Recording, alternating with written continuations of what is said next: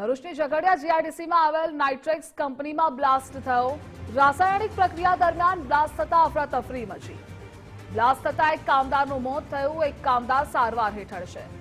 નજીકમાં કામ કરી રહેલા 2 કામદારો પણ ગંભીર રીતે ઘવાયા છે।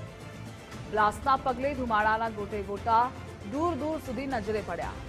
ઇન્ડસ્ટ્રીયલ સેફટી એન્ડ હેલ્થ વિભાગ તેમજ પોલીસે તપાસ તેજ કરી છે।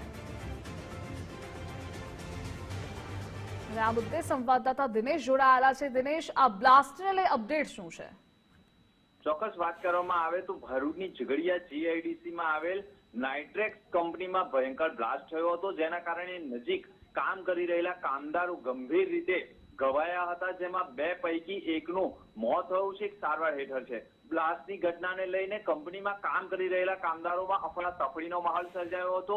ભરૂચ જિલ્લાના અનેક ઉદ્યોગોમાં આવા અકસ્માતો બનતા રહે છે, પરંતુ આજે જે બ્લાસ્ટની ઘટના બની છે તે ભયંકર હોય અને બ્લાસ્ટ બાદ આગ ફાટી નીકળી હોવાના અહેવાલો પણ સામે આવ્યા છે, જેના કારણે હવે ઉદ્યોગોમાં કામ કરવું કામદારો માટે પણ ગંભીર પ્રશ્ન બની ગયો હોય તેવું લોકો માની રહ્યા છે।